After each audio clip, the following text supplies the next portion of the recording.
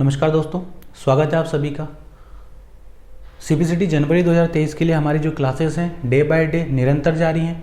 अगर आप में से कोई इच्छुक उम्मीदवार है कि हाँ मुझे 2023 जनवरी की सीपीसीटी को क्लियर करना है, किसी भी हालत में क्लियर करना है, तो चैनल को सब्सक्राइब जरूर कीजिए।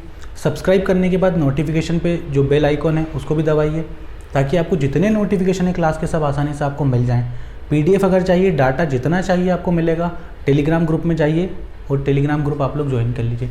फिर भी अगर किसी प्रकार की कोई दिक्कत है तो डिस्क्रिप्शन में मेरा नंबर आपको आसानी से मिल जाएगा, मैसेज कीजिए। ठीक है, मैं आपका सॉल्यूशन करने की 100% क्या करूँगा, कोशिश करूँगा। ठीक, आज हम लोग बात कर लेते हैं कि जिस हिसाब से मध्य प्रदेश में वैकेंसियाँ आ रही हैं, डे बाय डे नोटिफिकेशन भर्तियों के आ रहे हैं, तो 2-3 तरह के क्वेश्चन आते हैं डेली। एक क्वेश्चन कल रात को आया कि सर ग्रुप 2 के साथ ही अब पटवारी आ गई, और पटवारी का पहले जो पेपर हुआ था 2017 में, दिसंबर 2017 में, वो पेपर हुआ था पटवारी का सिर्फ 100 मार्क्स का। इस बार इन्होंने क्या कर दिया, खेला कर दिया, और अब ये पेपर कितने का हो रहा है, 200 नंबर का। तो अगर अब हम जैसे कि अभी हम तैयारी कर रहे हैं और जनवरी में जो पटवारी है उसका फॉर्म डल जाएगा, इसके बाद हमारी सीपीसीटी की एग्ज़ाम होगी। तो एग्ज़ाम होने के बाद अगर सीपीसीटी की एग्ज़ाम हो रही है, यानी कि पटवारी का एग्ज़ाम होने के बाद अगर हमारा सीपीसीटी का एग्ज़ाम होगा, तो फिर हमारे लिए तो कोई मतलब ही नहीं सीपीसीटी करने का, क्योंकि हमारी जो वैकेंसी है वो तो पहले ही निकल जाएगी। तो उन बच्चों के लिए सबसे पहली बात तो ये कि अगर आप लोग पटवारी में सिलेक्ट हो भी जाते हैं, मैं चाहता हूँ आप लोग हो जाएं, पर अगर आप हो भी जाते हैं तो उसके बाद वो आपको मौका देंगे कितने साल का, 3 साल का, कि आप 3 साल में पास करके हिंदी प्लस कंप्यूटर, सिर्फ हिंदी प्लस कंप्यूटर पास करके आप अपना सर्टिफिकेट जमा करवा दें।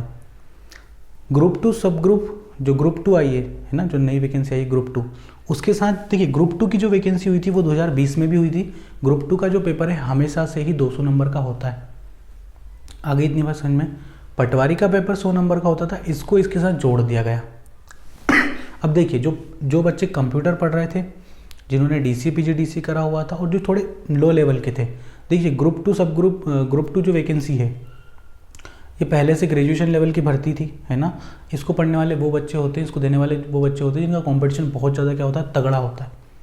पटवारी को हम लोग क्या मान रहे थे कि इसमें अगर सीपीसीटी इन्होंने पहले से लगवा ली, या इन्होंने 1 ईयर कंप्यूटर डिप्लोमा अगर लगवा लिया, तो ये जो लोग हैं जो कंपटीशन पे ध्यान देते हैं, सिर्फ सीपीसीटी को कुछ नहीं समझते, 1 ईयर कंप्यूटर डिप्लोमा को कुछ नहीं समझते, दिन रात सिर्फ लाइब्रेरी में बैठ के पढ़ते रहते हैं, ये बच्चे हमारी पटवारी को नहीं खा पाएंगे। आगे इतनी बात समझ में, तो हमारी जो पटवारी जो सेफ हमारी जो एग्ज़ाम आएगी, लगभग 5000 पद का सुन रहे थे सभी, तो हमारी जो भर्ती वो हमारी रहेगी। ठीक है, स्टेनोटाइपिस्ट की भी अभी बात करेंगे। पटवारी जो हमारी भर्ती वो हमारी ही रहेगी। पर अब क्या हो गया, अब पूरा इन्होंने कचरा कर दिया। अब जो बच्चा जिसका कंपटीशन अच्छा है वो भी किस में घुस जाएगा, पटवारी में घुस जाएगा। और ऐसा कोई सा ही निहायती बेवकूफ़ बच्चा होगा जो 3 साल में नौकरी लगने के बाद 3 साल में हिंदी प्लस कंप्यूटर का सीपीसीटी का डिप्लोमा इनको निकाल के ना दे। अगर वो ना निकाल के दे पाए तो फिर तो उसका जॉब करने का वैसे ही कोई मतलब नहीं बच पा रहा, क्योंकि 1 साल में लगभग 4 से 5 अटैम्प्ट इनको सीपीसीटी के मिलेंगे। 12 अटैम्प्ट देने के बाद भी अगर आप सीपीसीटी नहीं निकाल पा रहे हो तो फिर आप पटवारी क्या निकालोगे। क्लियर है इतनी बात। तो हम जैसे जो बच्चे थे, है ना, जिनका कंपटीशन थोड़ा सा कमज़ोर था, या जो किसी वजह से स्टेनो में फंस गए, स्टेनो भी पढ़ना पड़ता है, 1 साल पूरा आपको स्टेनो को देना पड़ेगा। सीपीसीटी में पढ़ना ही पड़ता है, आप खुद देख रहे हैं सीपीसीटी कितनी बड़ी चीज़ है। 1 ईयर कंप्यूटर डिप्लोमा, DCA कर रहे हैं, PGDCA कर रहे हैं, कोपा कर रहे हैं, कुछ भी कर रहे हैं, पढ़ना तो उसमें भी पड़ेगा। दूसरी ओर जो बच्चे हैं जिन्होंने सिर्फ 12th करा, प्राइवेट कॉलेज में एडमिशन लिया ग्रेजुएशन के लिए, और दिन रात क्या किया, कॉम्पिटिशन किया, उन बच्चों के साथ हमें दौड़ा दिया, यानी कि गधे और घोड़े सब मिलके दौड़ेंगे। अब आ गई इतनी बात समझ में। तो इसमें लॉस किसका है, उन बच्चों का है जिन्होंने सीपीसीटी में और 1 ईयर कंप्यूटर डिप्लोमा में अपने समय को क्या कर दिया, बर्बाद कर दिया।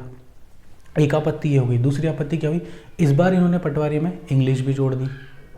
जिस बच्चे ने पहली बार कंपटीशन उठाया है, जिस बच्चे का ये टारगेट था कि मैं कंप्यूटर पढ़ के या थोड़ा बहुत कंपटीशन मैथ रीजनिंग जीके पढ़ के कोई सी अच्छी नौकरी लगा लूँ, उसके सामने आप पूरा इंग्लिश का सिलेबस डाल रहे हो। आगे इतनी बात समझ में। तो ये तो कहीं से भी मतलब तार्किक नहीं है। पटवारी होता कौन है, पटवारी होता है ग्राम का, गाँव का सबसे निचले स्तर का प्रशासनिक अधिकारी होता है पटवारी। आगे इतनी बात समझ में। पटवारी को किसी हाई लेवल के अधिकारी से बात नहीं करना होती है, IAS IPS के बीच में मीटिंग नहीं लेना होती है उसको ग्रामीण जनों से, आम जनों से, जो किसान होता है, मजदूर होता है, उन लोगों से बात करनी होती है, खसरा खतौनी बनाने होते हैं, नदी नाले उसको नापने होते हैं। वहाँ अंग्रेजी का क्या काम है। ग्रुप 2 की जो वैकेंसी है अधिकारी लेवल की वैकेंसी है, मान रहे हैं बिल्कुल आप इंग्लिश में रखिए, क्योंकि उसको आगे जाके भी अधिकारियों से बातचीत करनी पड़ती है, मीटिंग्स करनी पड़ती है। पटवारी को किससे बात करनी पड़ती है। लॉजिकल बात है। मेडिकल की पूरी परीक्षाएं आप हिंदी में करवा रहे हो, पटवारी में आप इंग्लिश डाल रहे हो, ये तो कहीं से कुछ तार्किक ही नहीं है, कहीं से तर्क है इस बात का। यानी कि ये वही बात हुई कि खाना तुम्हारे सामने रखेंगे पर तुम्हें खाने नहीं देंगे। चलिए बात करते हैं किसकी, स्टेनोटाइपिस्ट और वन रक्षक की।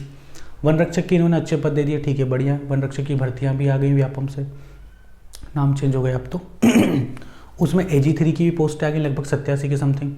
स्टेनोटाइपिस्ट की भर्ती आ गई। अब वन रक्षक की जो भर्ती होती है उसमें 20-20 या 25-25 का वो एवरेज बना के देती है, यानी कि इंग्लिश उसमें भी है, ठीक है।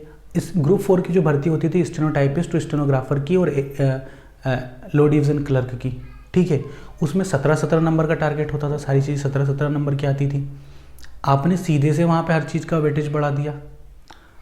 स्टेनोटाइपिस्ट का जो बच्चा होता, पर्सनली बता रहा हूँ स्टेनो वालों के लिए, स्टेनो का जो बच्चा होता है उसका कंपटीशन बिल्कुल ही घटिया होता है। आगे बात समझ में, स्टेनो का बच्चा कंपटीशन कर ही नहीं सकता। सुबह से शाम तक उसको स्टेनो घिसनी है। स्टेनो कंप्लीट अगर उसने कर ली तो फिर उसको कंप्यूटर पढ़ना है। कंप्यूटर क्यों पढ़ना है, क्योंकि उसको CPCT निकालनी है। CPCT ना निकालनी हो तो 1 ईयर कंप्यूटर डिप्लोमा उसको करना पड़ता है। जब 4 से 5 घंटे स्टेनो घिसने के बाद वो 100 और 80 का डिप्लोमा ले लेता। पर्सनल बता रहा हूँ, मैं भी स्टेनो हूँ, क्योंकि 4 से 5 घंटे स्टेनो घिसने के बाद पेंसिल से, पेन से डिक्टेशन चला चला के, स्पीड बढ़ा बढ़ा के, कैसे भी करके OP शुक्ला, मेवाड़, उन्याल, कोई सी भी बुक करके जब वो 100 का डिप्लोमा, 80 का डिप्लोमा पास करता है तो उसकी ये उसके मन में ये चीज़ होती है कि ठीक है अब स्टेनो कर लिया, अब हमारे पास एक प्लस पॉइंट है, हाँ या ना। तो उस स्टेनो वाले उस बच्चे को आप क्या कर रहे हैं, उसको तो आपने पूरी तरह से रेस से बाहर ही कर दिया। वन रक्षक वालों को क्या है, 12th पास की और फिजिकल में लग गए, कंपटीशन मैथ रीजनिंग कंप्लीट कर लिया और नौकरी ले ली अपने। तो आप ये नहीं कर सकते कि एक हिसाब के बच्चों को, एक तराजू के बच्चों को दूसरे तराजू वाले बच्चों से आप तोलें। दोनों की अलग अलग स्ट्रेटजी है, पहले से ही दोनों की अपनी अपनी तैयारियां रही हैं। अब आप दोनों को साथ दौड़ाएंगे तो या तो इसका घाटा होगा या फिर इसका घाटा होगा। विरोध किसी का भी नहीं है, सब नौकरी लेना चाह रहे हैं, पर सबने पहले से अपने अपने तरीके आजमाए ना। PSC वाला बंदा MP कांस्टेबल का पेपर देगा और MP कांस्टेबल वाला PSC का पेपर देगा, तो किसका, दोनों का लॉस है ना। तो इस चीज़ को हमें समझना पड़ेगा। तो CPCT निकालिए, भले ही पटवारी आ जाए, भले ही ग्रुप 4 आ जाए, स्टेनोटाइपिस्ट, स्टेनोग्राफर, सूबेदार, कोई सी भी भर्ती आ जाए, CPCT निकालना ही पड़ेगा। बिना CPCT निकाले आपके पास कोई भी चारा नहीं है। आज के वीडियो में इतना ही, मिलते हैं अगली क्लास में। ध्यान रखिए, सुरक्षित रहिए। जय हिंद, वंदे मातरम। चैनल को सब्सक्राइब भी कीजिए।